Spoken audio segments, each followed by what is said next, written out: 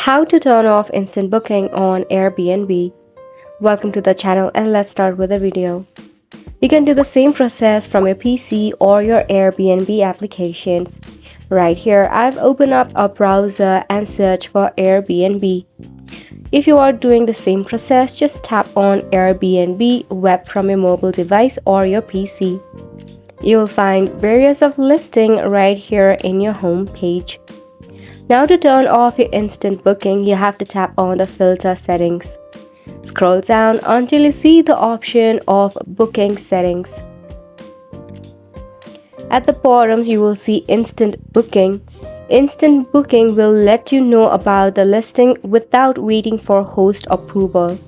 To toggle it on, you simply have to tap on it to the right hand side and it will list you all of the instant booking option for you.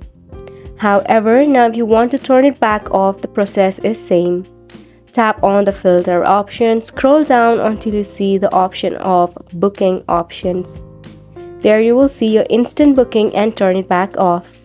As you will see, you will find much more listing options for you when you have toggled off your instant booking. And that is how you can easily turn it off and on for your instant booking on Airbnb. And that's a wrap for this video as well. Thank you so much for tuning in.